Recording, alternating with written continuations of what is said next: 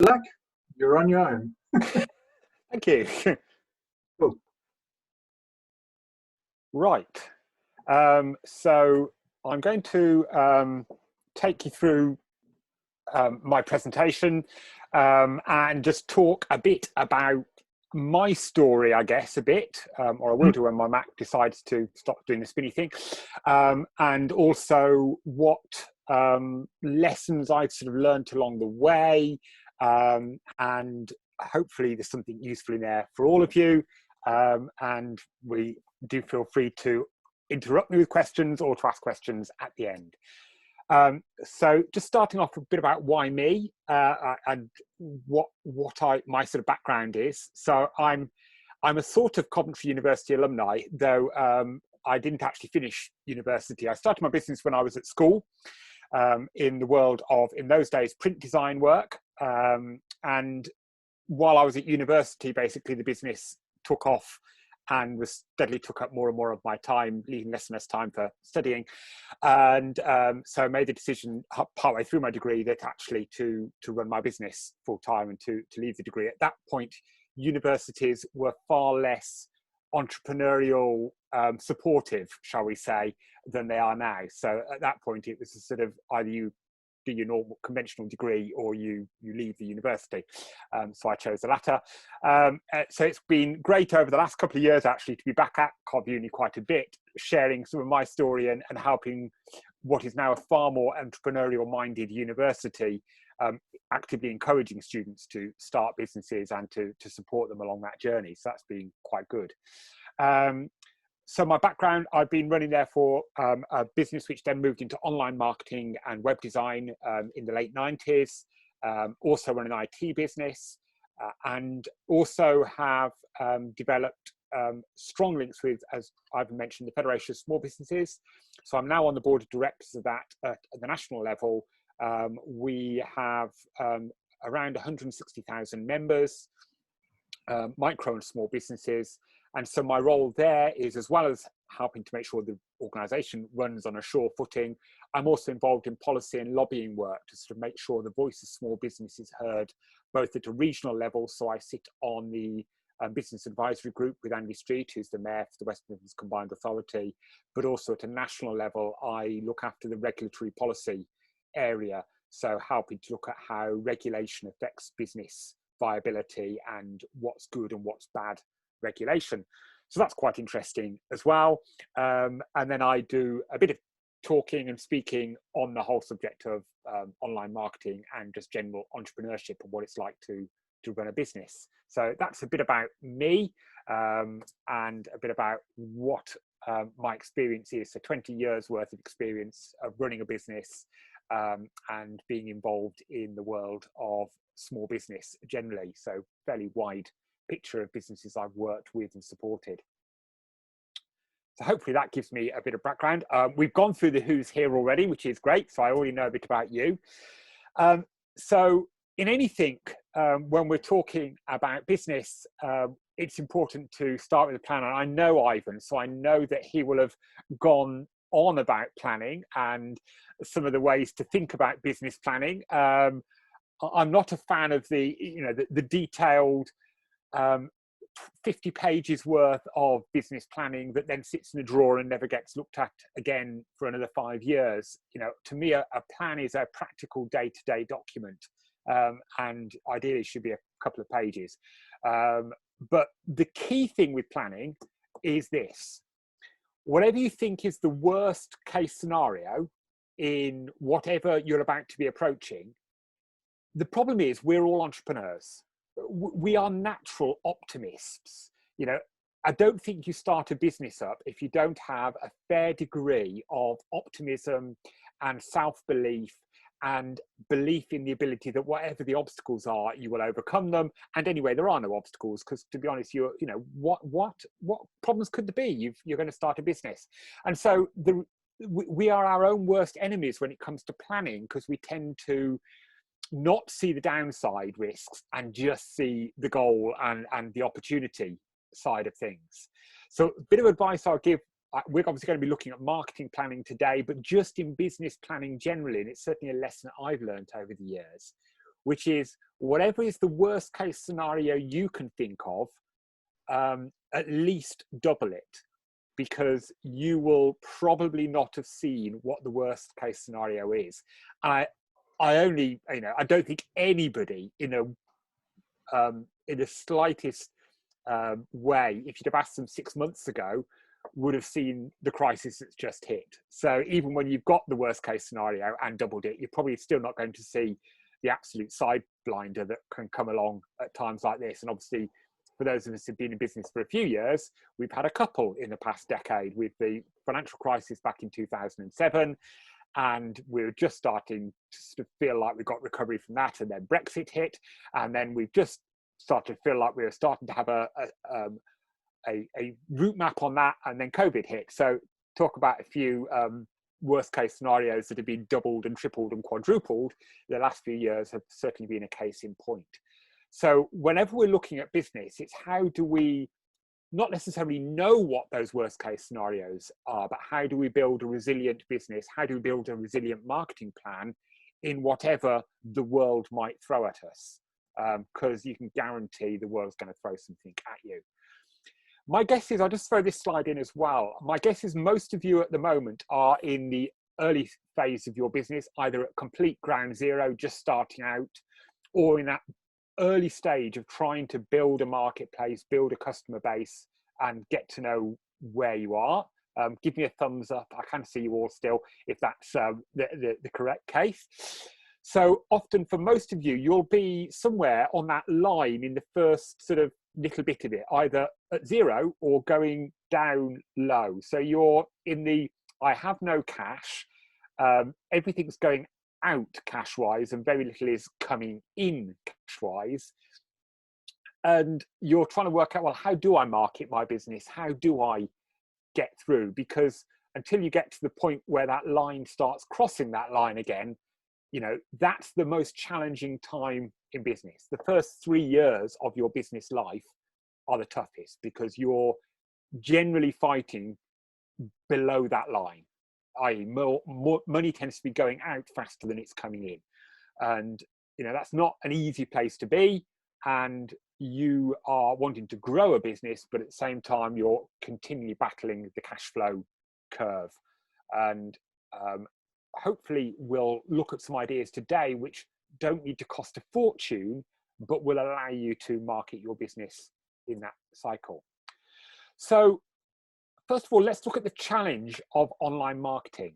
I started out in online marketing right at the start of the web. So my first experiences of online was a 9.6K modem. You will never have the privilege of dealing with, just having to wait 5 minutes to even connect to the internet, let alone download anything.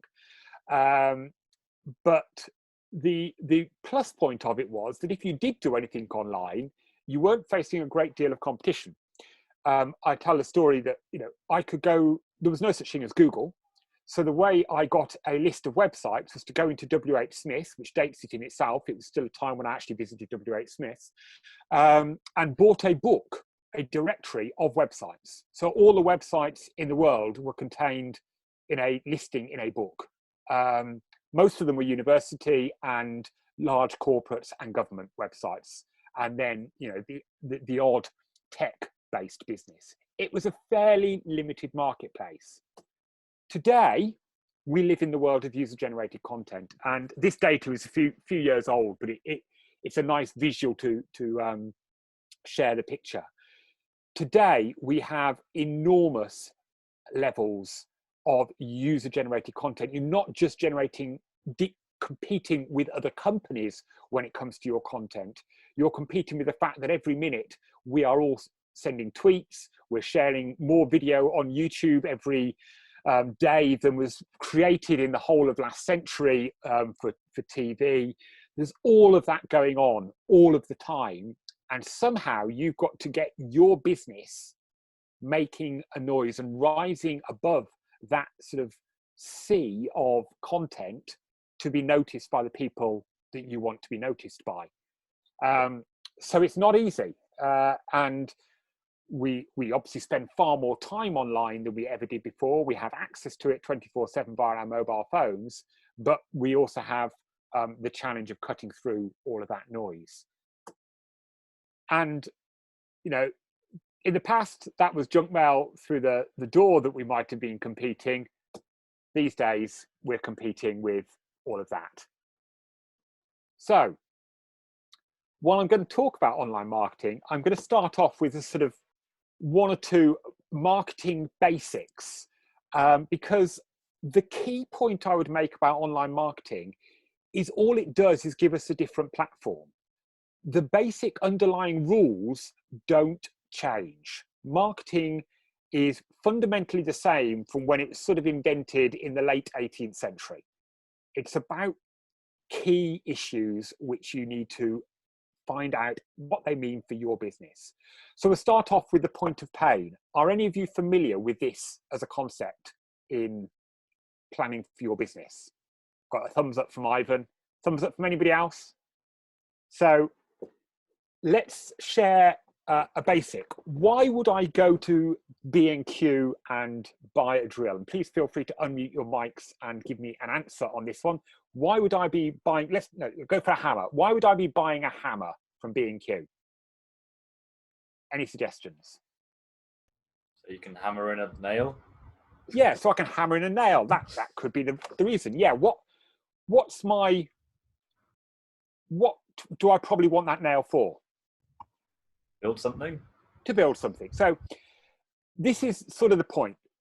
So often you will see products or services marketed on specification, and you'd see a hammer and it'd be advertised, oh, it's the perfect weight, the handle's comfortable, the head is just the right size. The reality is you don't care two hoots about any of that.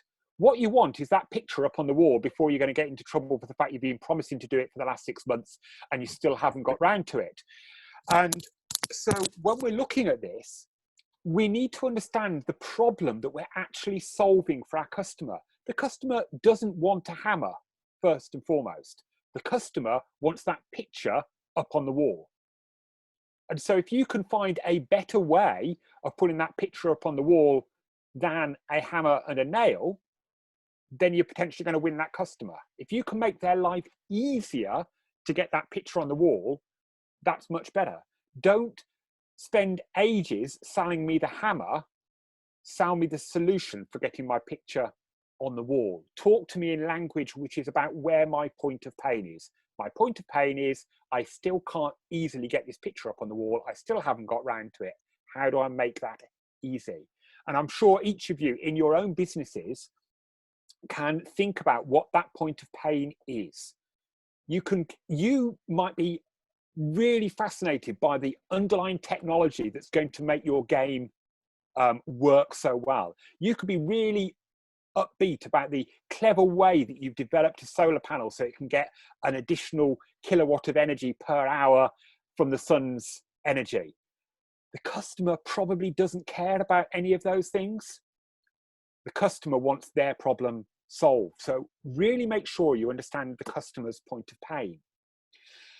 The next thing is to work out who you're targeting. Yes, online marketing can reach millions of people with the click of a button, with a few strokes of a keyboard. But as I've mentioned earlier, you're also competing with lots of noise. So how do you reach out to the people that you want? The only way to do that is to, first of all, make sure you know who the people are that you want to reach out to. So let's take a couple of examples. If I'm selling wedding dresses, I'm probably, on the whole, my biggest audience is not going to be targeting 60-plus-year-old men. You know, that's unlikely to be my primary audience. But if I focus on 25 to 35-year-old female, I've probably hit my primary audience. So don't waste time on social platforms or doing content which appeals to the wrong audience. Make sure you know who your target audience is. So somebody may be telling you, oh, you need to do all of this stuff on social media. But if, for example, you know your target audience is a 50-plus-year-old male in manufacturing or engineering, don't waste your time on Facebook and Twitter because they're probably not on there. So really take time to know who you're targeting. One of the things we do in our business and in marketing generally is developing marketing personas. I'm not sure if any of you have come across that, but give them a name. Say what they like, what their interests are, what magazines they buy, where they spend their leisure time, how much disposable income they've got, all of those sort of things, building up a profile. And then you can test your marketing against that person. You can test what you're proposing from a marketing strategy would appeal to that person. Once you know who your customer is, you can start to think about where that customer is. And so in the world of online, we've obviously got search. We don't want to forget offline. Actually, sometimes today, because so much attention is focused on online, it can actually be really good sometimes to focus on offline, because perhaps we won't have as much noise to cut through. We've obviously got the various social media platforms: Facebook, Twitter, Pinterest, LinkedIn, Instagram, YouTube. Google Plus is now morphed into a variety of bits and pieces on the Google platform. Good luck trying to keep up with Google on what they do there. We've got blogging, we've got desktop or mobile, we've got home or outdoors. So we need to understand where we want to interact with our customers. Now, this isn't any of your businesses, but if I was starting up a coffee shop in Coventry city centre, where would I perhaps want to focus my time? I'm probably going to focus on Instagram and Facebook as those primary audiences. I could use localized advertising. They're probably going to be outside when they're looking for me, so I probably need to focus more on mobile and outside in terms of my targeting strategy. We can start to design our marketing strategy based on knowing who our customer is and where we're most likely to find them. Any questions thus far? Because I'm going through stuff fairly quickly. Is it resonating? Is it stuff that's useful to you? Give me a nod, give me a thumbs up. Good. Brill. Another thing to think about on social media is state of mind. So the way I sort of liken this is, if I was out shopping, maybe gone into a car showroom when we're finally able to do that again. Well, car showrooms have just reopened, so theoretically we can. And you walked in, it wouldn't be any great surprise, and it would be unexpected if they didn't, a salesperson to come up and talk to you, to share what it was that you, asking you what you're interested in, what you're looking for, how they can help you, what they can sell to you. That's expected. Whereas if you're in the pub on a Friday night when those are finally allowed to open, hopefully sometime next month, you'd be far more wary of somebody coming up to you and tapping you on the shoulder and saying, "Oh, would you be interested in this bag of stuff that I've got with me?" A, you probably think it's illegal. And secondly, you don't really want to be interrupted. You're there with your friends. You're there in a social state, and you're not there to be sold to. And the way to think about this on social media is, if you think of like the car showroom, if you like, being more like LinkedIn and more like Twitter is during the business day. Whereas if you think of Facebook and Instagram, that's more about your social circle, and we far less like being sold to. So when you think of the messages, the marketing messages that you're creating for different audiences, you need to also think about the state of mind of the customer when they're on those platforms, as to whether they're relevant or not for what you're trying to put out as a message. You want to build up social relationships. On some platforms, you can't go in for the hard sell. This really goes back to my point of pain comment, but fundamentally you have one question that you need to answer with your marketing, with what you're doing. Why should the customer bother buying from you? Why should the customer bother engaging with you? Why should the customer be interested in what have you got to offer? If you can't answer that question, your marketing won't answer that question, which means you're unlikely to win any customers. So that needs to underpin the messaging that you're putting out there on social media. The other thing to think about is, are you making it easy or hard? So much stuff I see online makes the journey to the sales place really hard. and difficult. And the problem is your competitors are generally just one click away. So if you make it hard, you will just lose customers. The prime example of a business that makes it easy is Amazon. So Amazon's one-click ordering. You basically have bought something before you'd even realized almost that you were going to buy it. You've only got to hit one button and you've bought it. So they've invested a lot of research, a lot of time, a lot of money. They even take a risk because Amazon is one of the few online purchasing places where you don't have to put the three numbers off the back of your card in when you make a purchase. And the reason for that is they know that the level of dropout, if you ask for that, is quite high because people may not have their card to hand or something like that. Whereas if the level of fraud that may happen as a result if they don't ask for it is relatively low. So the overall cost win for them means they prefer to have the little bit of fraud for the sake of the loss, the not losing those sales that they would otherwise lose. So at every point of your customer journey to sale, you need to think about how you're making it easy for them.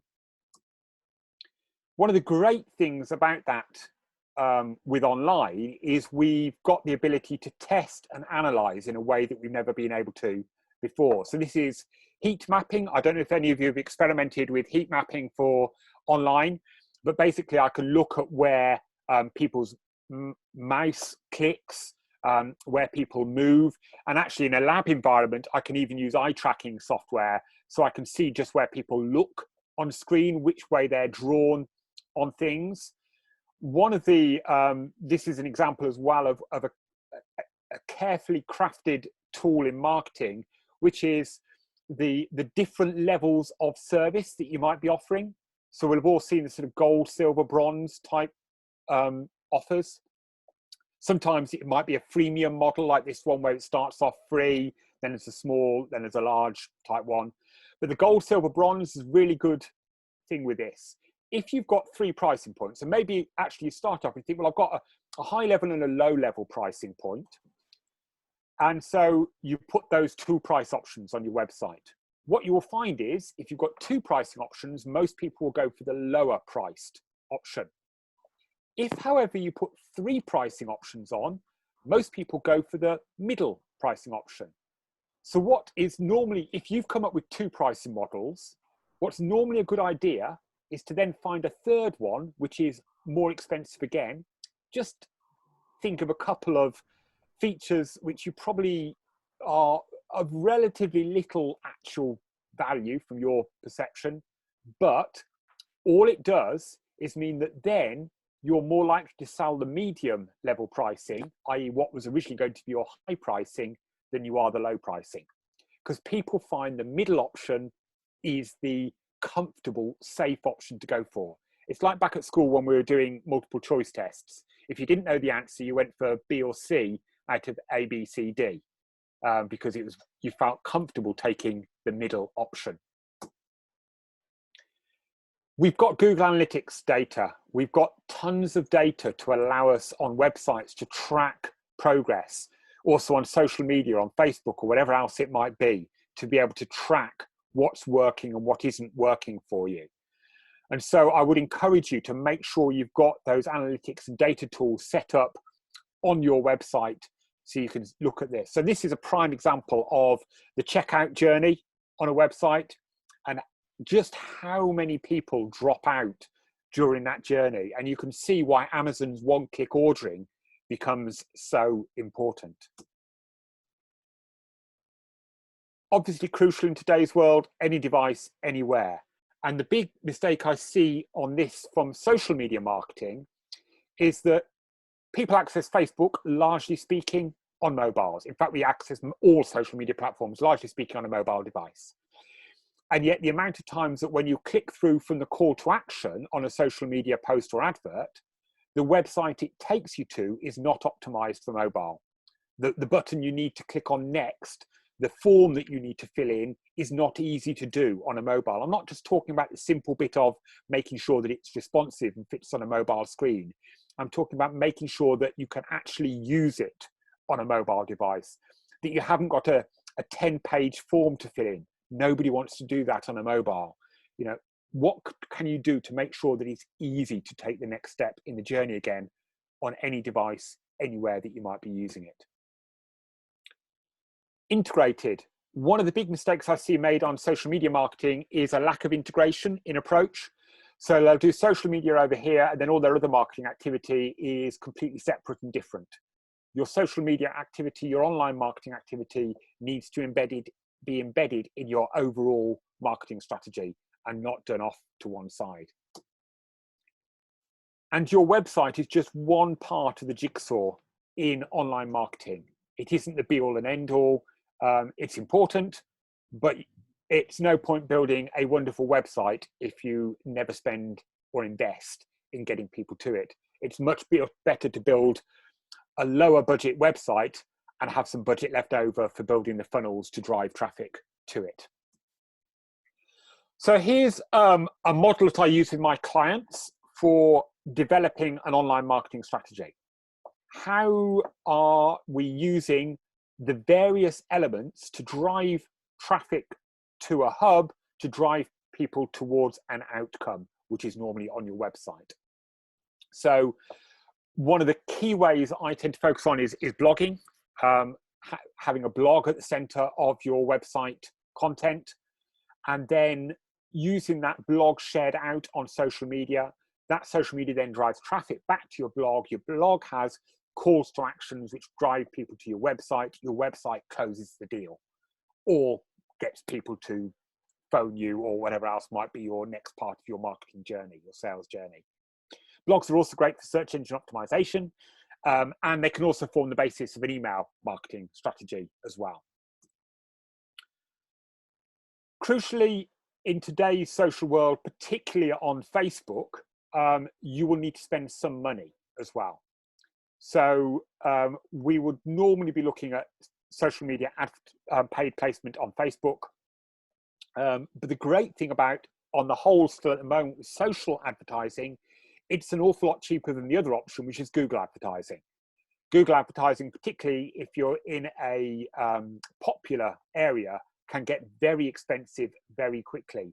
And unless you are really targeted and really have thought about the niche that your product appeals to, your costs will run out of control. And the other thing to bear in mind is that search engine advertising really only works if customers are aware of your product. If you're launching something new and different that's marketplace disrupting, they won't necessarily know to search for it. And so social advertising is a bit like traditional magazine advertising in that it gives you the opportunity to get your brand and your product in front of people who previously were unaware that that type of product even existed. Crucially, obviously, if you are going to spend money, is make sure you can track it. So on most advertising platforms, they will have some mechanism by which you install a black pixel, a bit of JavaScript, whatever else it might be, on your website, so you can track the customer journey from clicking on the advert through. Also, of course, that allows you to do something called remarketing. So if somebody's visited your website, don't let them forget it when they carry on browsing the web.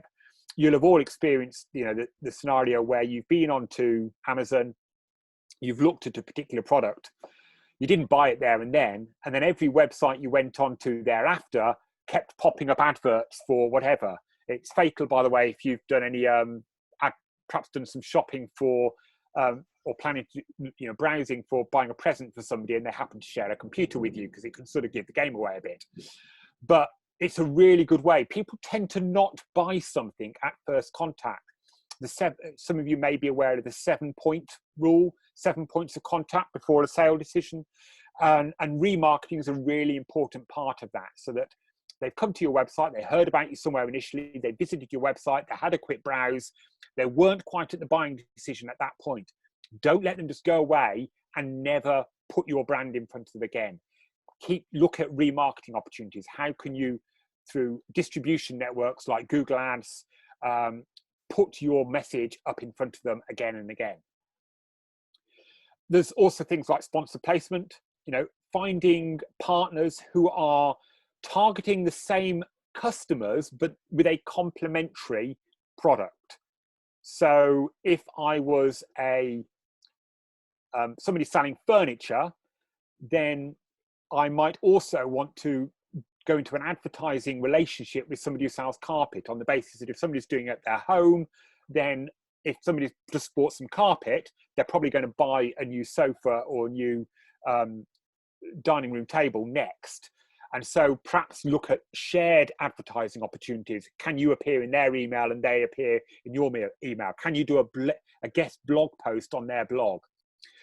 If you're looking at a product, then rather than perhaps even bothering to build your own website at all, do look at marketplaces like eBay, Amazon, Etsy, Not on the High Street. There's 101 of these different marketplaces appealing to different niches and different audiences, but they've already got the audience built there. Going back to the Amazon one, over 50% of product searches start on Amazon.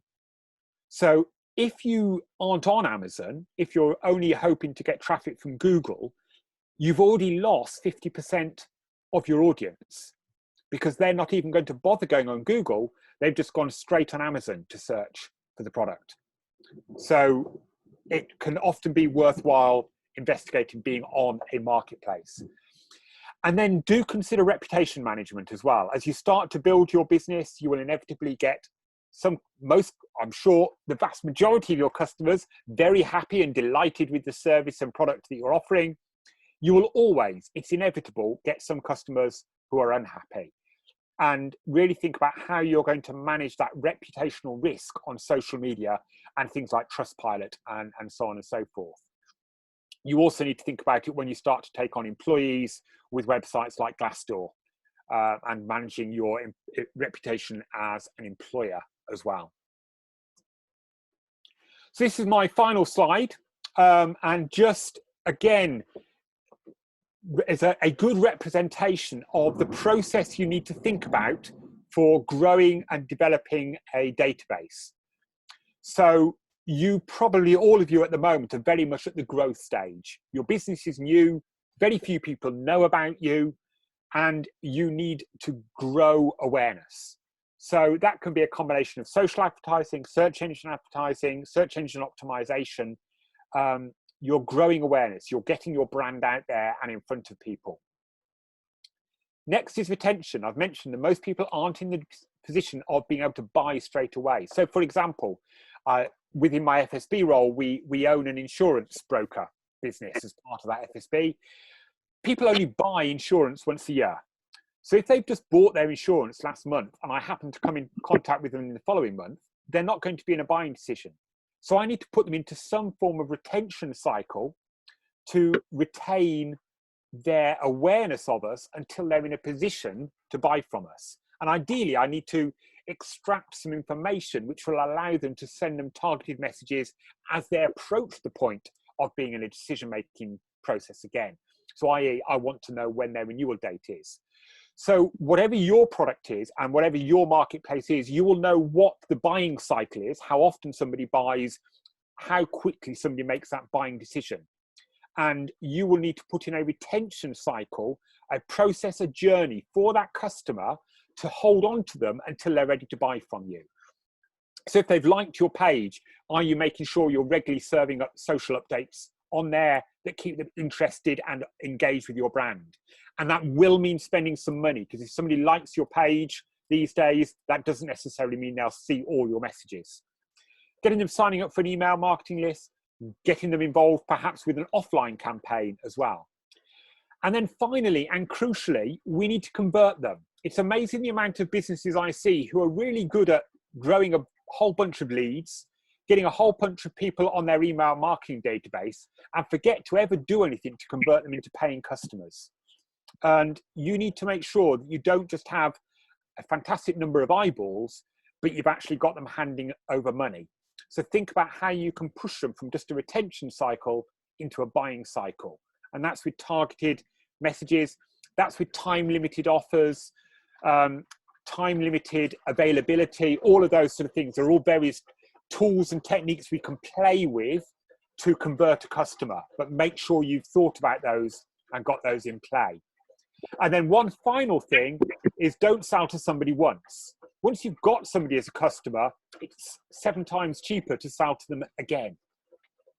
So make sure you push them back from being a customer back into the retention cycle so that you can sell to them over and over again. And one of the things to think about when it comes to your advertising costs is sometimes it's worth, for that first sale, it costing you more to get that sale than you will earn from that sale. But if you understand the lifetime value of the customer and that you know, well, actually, once I've sold to them once, on average, I can sell to them 10 times, the next 9 times are going to cost you almost nothing. And so overall, you've still made a profit on that customer. So really make sure you understand the overall lifetime value of a customer and what you can either cross-sell, upsell, whatever else it might be, if your core product is a one-time sale, to make sure you can extend the lifetime value of that customer. So hopefully that was useful. I've not gone into the technical details of each of the individual platforms on how you do that. There's plenty of guides out there for, you know, for example, Facebook has its Facebook Blueprint, where you can do a whole load of online training courses. Google has its online training, which you can get some training and actually get some certification on the various methods that they use for promotion on their platform. But the important thing with all of those is to bear in mind, at the end of the day, they want you spending money on advertising, which goes back to the points I was making at the beginning. Before you start handing over your money, make sure you've really understood your customer, make sure you've understood their point of pain, make sure you've made the journey easy for them, and make sure you've worked out how you can sell to them over and over again. So there you go, my journey along the world of online marketing and some of the lessons I've learned along the way. Hope that was useful. Thank you very much, Ian. It's been really helpful.